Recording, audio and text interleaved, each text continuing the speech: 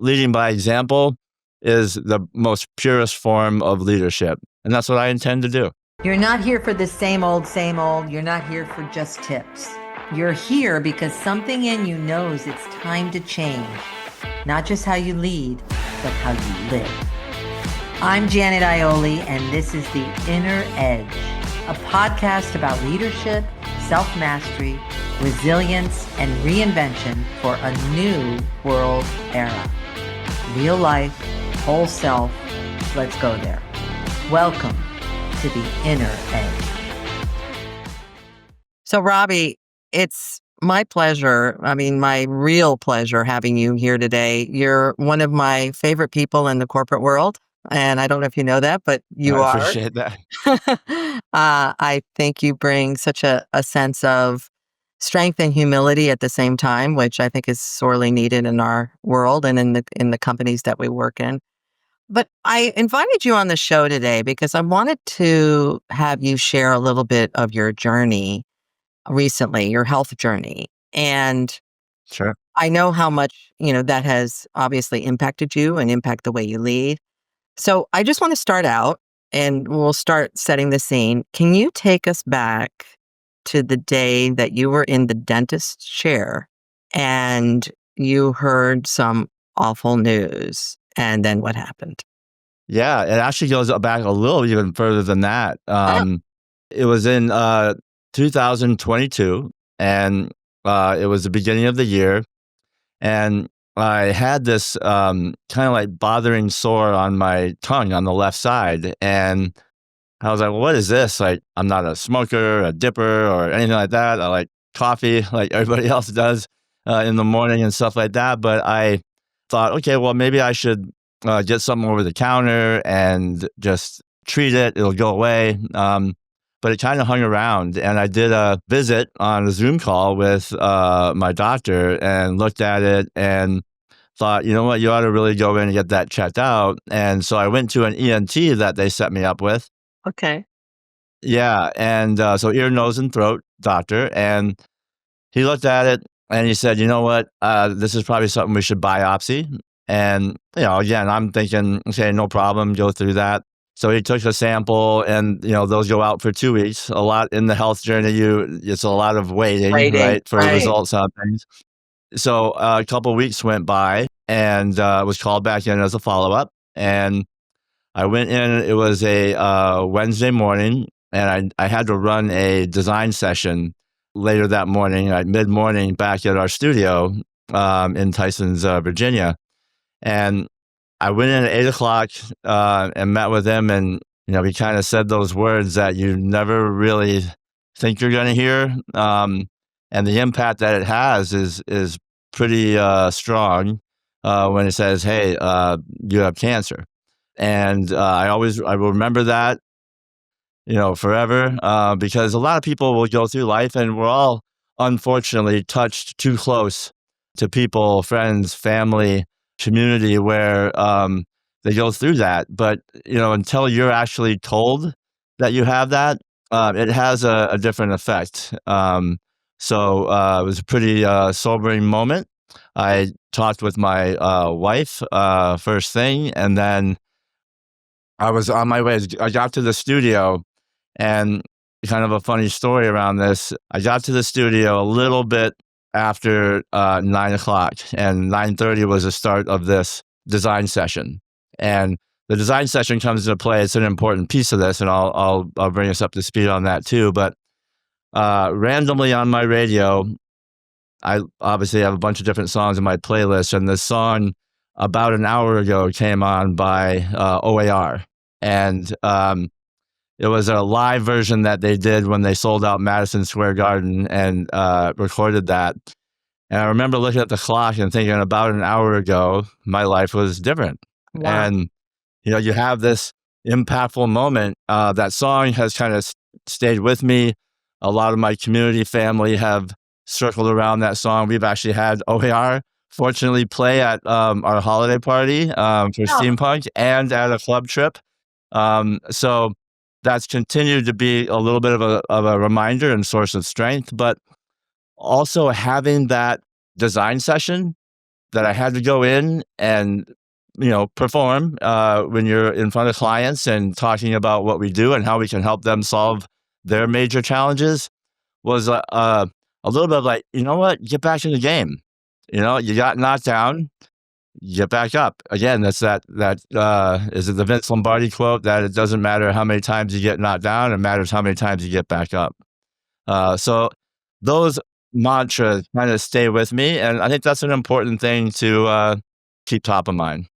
Wow, what a story. For some reason, I thought you were at the dentist, so that's why I asked you that question. So, That was the second. That was the recurrence. oh, okay, What was that part? okay. Yep, that was the recurrence. We'll talk about that.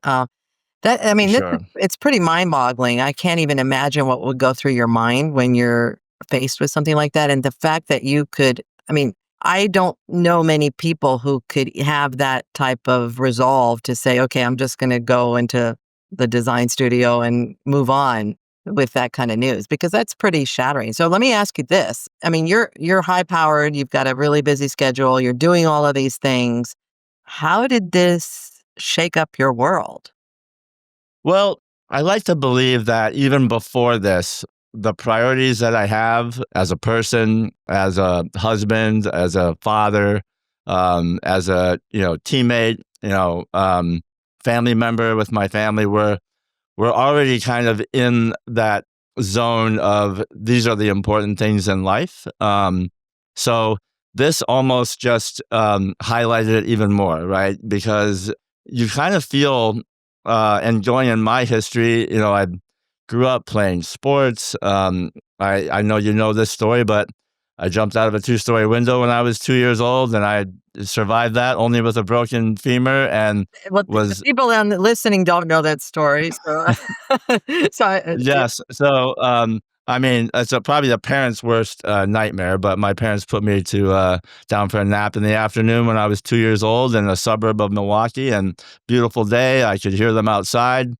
Window happened to be open, and I remember crawling over to it from my crib. And then I had this Smokey the Bear teddy bear, and I chucked him out the window, and he looked like he was good. So I went out after it, and that's the only part that I remember, other than the recovery stuff after. wow. Um, but The so things like that, early where beginnings of adventure and resilience at the same time. absolutely. And so, like, surviving that, going in, I was in the military. My understudy was at West Point, and I beat the dean there, which was another thing too, right? Which is which is a phrase we use there, just because it's a difficult journey. Played soccer there in college, and so all these things, you start to feel like, you know what, I'm like impervious to stuff like this, right? And so that's why when it comes to fruition and you're told those words, you have cancer, it does require reflection, understanding. But for me, I only know one space to live in, and that's a positive headspace. And I think that that can be one therapeutic, but it also can be a source of strength. And just having the normalcy in your life, I mean, that's what you long for when you go through this type of diagnosis, the surgeries that went on, the radiation, the recovery. You just want to be normal, right? And you don't want someone to kind of look at you and be like, "Oh, well, that person's doing." I want to be a source of strength for others, for my kids, for my wife, my family. Like, I think leading by example is the most purest form of leadership, and that's what I intend to do. So how did that inner self of yours help you through this journey? And tell us where you are now in this journey. Sure. Well, one of the things was also getting back to the normal parts of the day, right? Back to work, and doing the things that I love to do. As you know, with our story at Steampunk, we're creating something really special. And it's a team of other great leaders and people, punks, we call them, right? Because the company's called Steampunk. So we affectionately call our people punks. And you are an honorary punk for sure, Janet. So you're getting back to that stage where you're used to your daily rhythm. that helps. I mean, there's a lot of reflection time I have. I have about a 45-minute commute each way. I like to ease into the day with that, and I ease out of the day with that as well. I think reflection is super important as a leader, when you can kind of rewind the tape during the day or the meetings and what you're doing, what we're looking at, how we're taking our culture in a scalable way.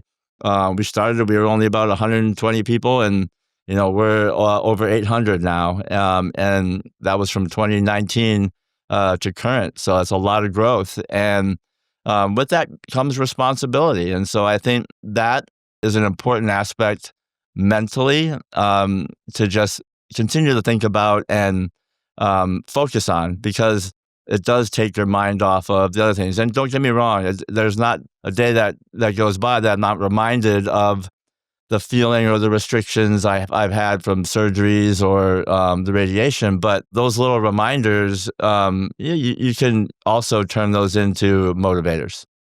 Yeah, well, your attitude and your mindset is remarkable. I can't fathom, what you've been through these past few years, but I have to ask you. So, what about fear, Robbie? What about going into a dark place? I mean, that doesn't come to you? I mean, is that not part of your inner wiring, or did you experience that?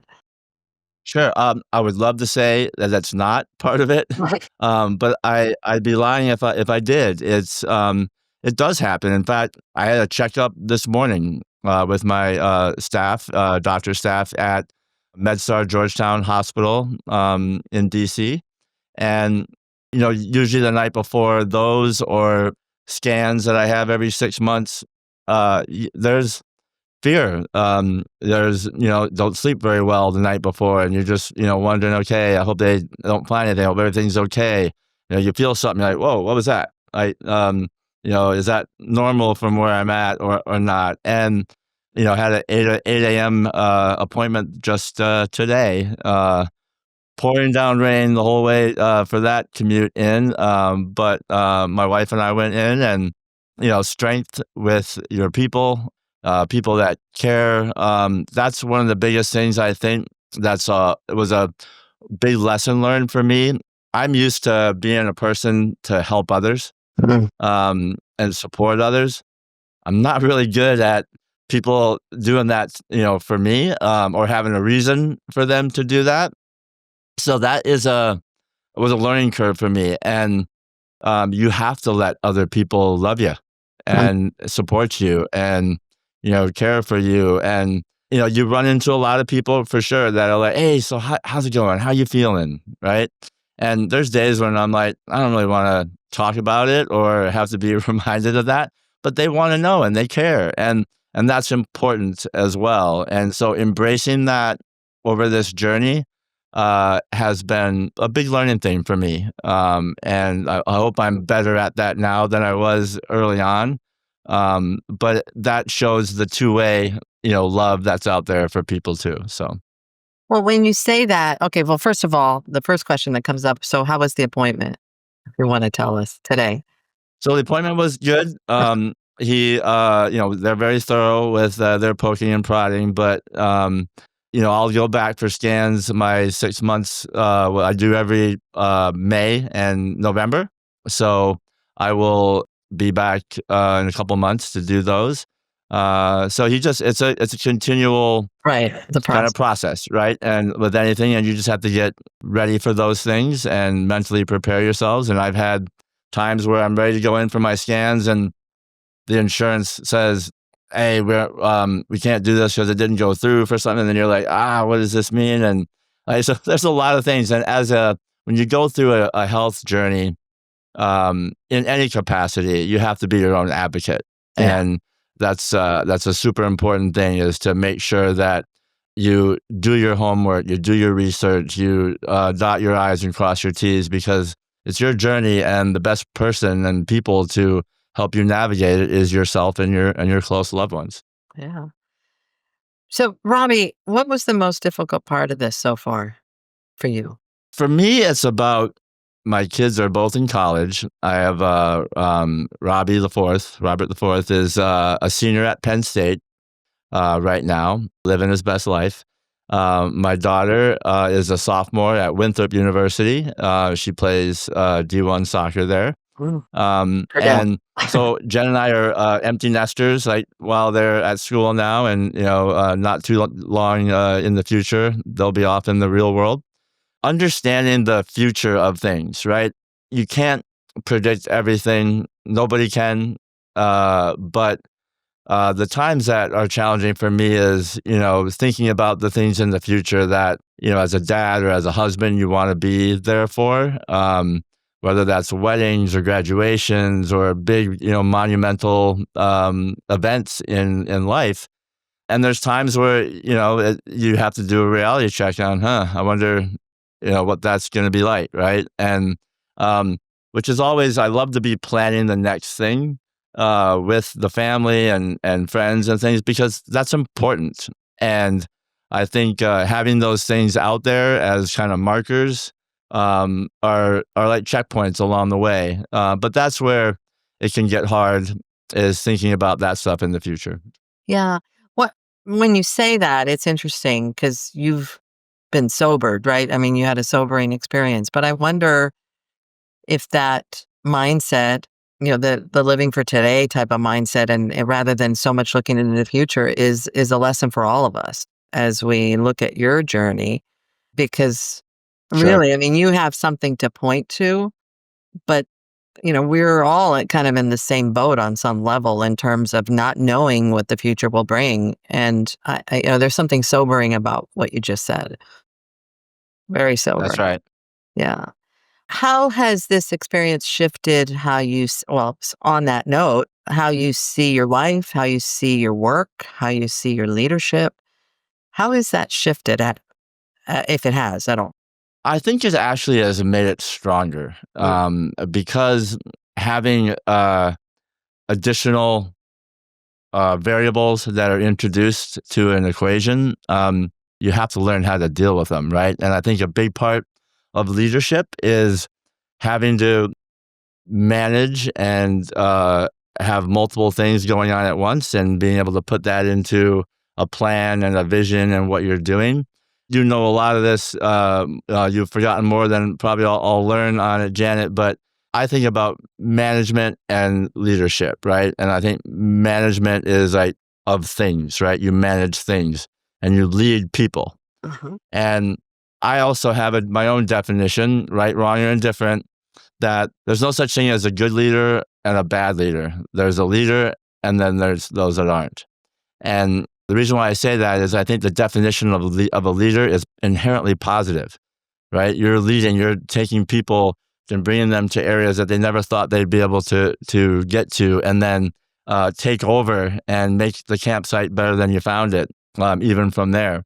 So leadership to me is something I think about every day, and I think you have to work those muscles out. It requires, leading with your head, your heart, your gut, or any combination thereof. And I think great leaders are the ones that know when to listen to your head or your heart, or your gut, in any particular situation. And so I would say that there's a strength in what I've gone through that's added to that, because it allows me to come from a position of having navigated something pretty difficult, and it brings kind of more motivation, but also energy, if that even makes sense. Yeah, It it requires totally a lot to go through. Yeah, totally makes sense. but I love what I do, and it's about people. I mean, steampunk and what we do, we're in the technology space, but we're in the people business, and it's all about people.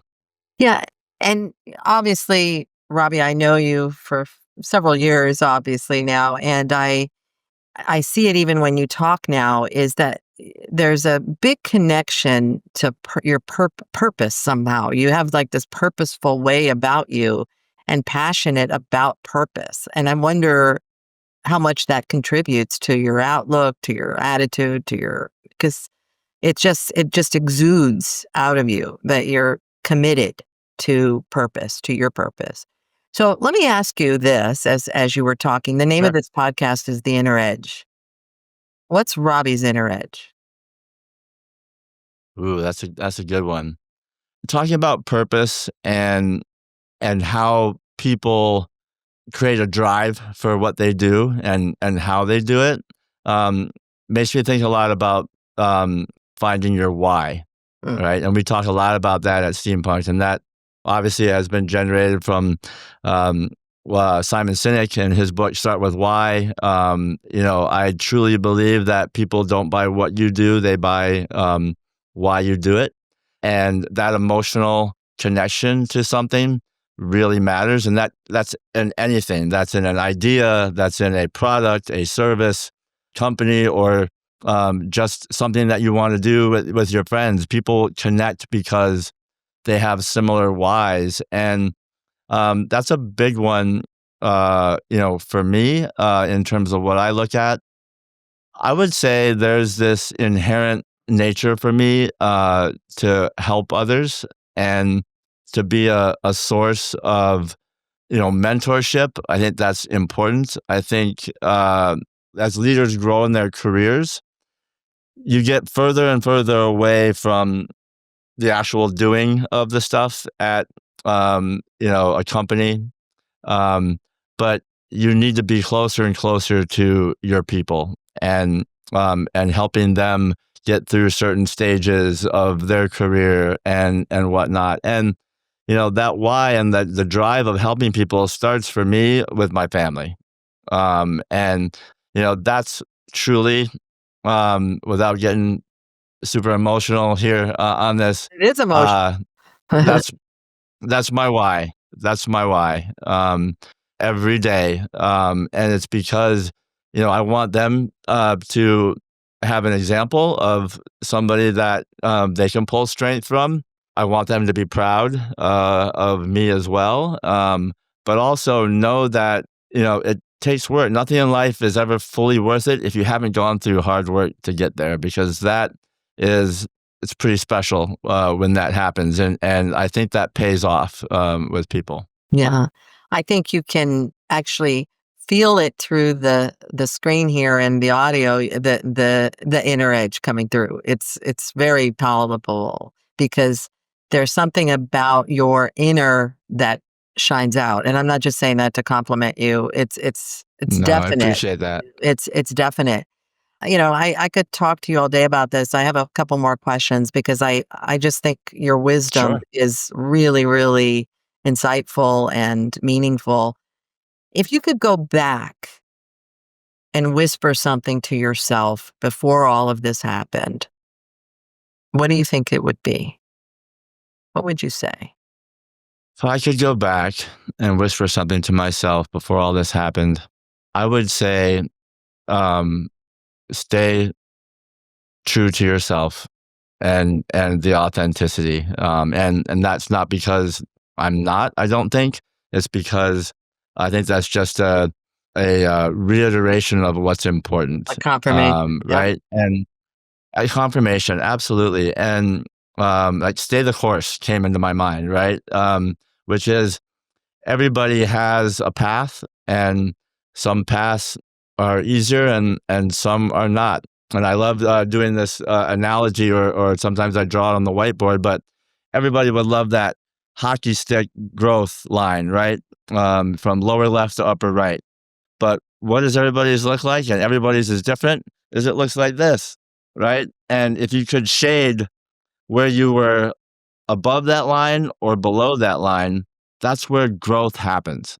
And either, hey, you did something, you tried something new, and it was great, and it worked out. Well, that was awesome. Let's do more of that and double down. Or if it was below that line, you know what? You still tried it, and maybe you failed. You failed quickly at it, or it didn't work out how you thought, and now you're better for it because you can learn from that. And then if you can take those shaded areas and help other people with them, I think that's where it's pretty amazing and special, because other people, some you have to go through and experience it yourself. But if you can be a mentor to others because of the things that you've done in your life, that's kind of paying it forward in my mind, which I love. Yeah. Yeah. So what, just to close, there's so much wisdom in everything you've been saying here. What do you want listeners to take away from your journey and your experience? And I mean this in terms of being a role model, in terms of life, work, leadership, anything that you want to tell them. Sure.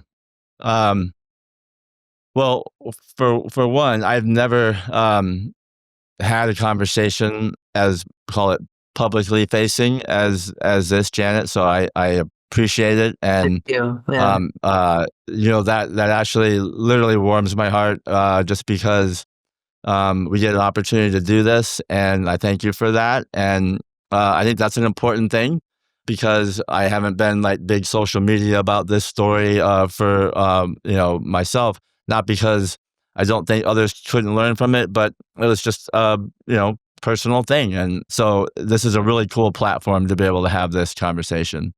I would say the one of the biggest things that I would want people to take away is that you're going to have some ups and downs, um, and things are going to happen. Things under your control are still going to happen, that you could have controlled better, and things that are not under your control that are going to come upon you.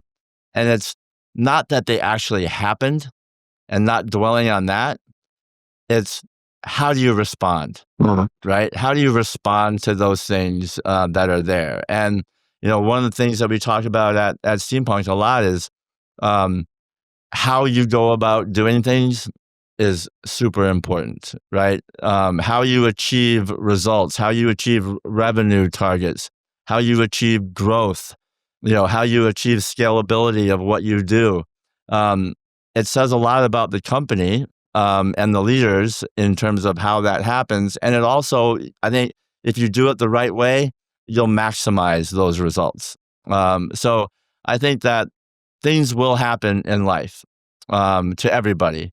But just think about your response, right? Your response will be important, not only for those that are around you, but it'll be critically important for um, an individual as a person as well. Going to leave it at that, my dear friend, because I think that says it all. Thank you so much for sharing your journey with us today. I think it's going to help a lot of people who may be going through something like this or may have a loved one who's going through something like this. It just kind of puts things a little bit in perspective. So I really thank you for being here. Well, it goes without saying, Janet, anytime I get an opportunity to have a conversation with you, even if it's on our cell phones, just catching up for a little bit, or something formal like this, or when we've been able to see each other in person at the studio, I really appreciate your leadership, your thoughtfulness, and your heart, right? Because it's always present with you, and it's felt. So much love. Thank you. You too.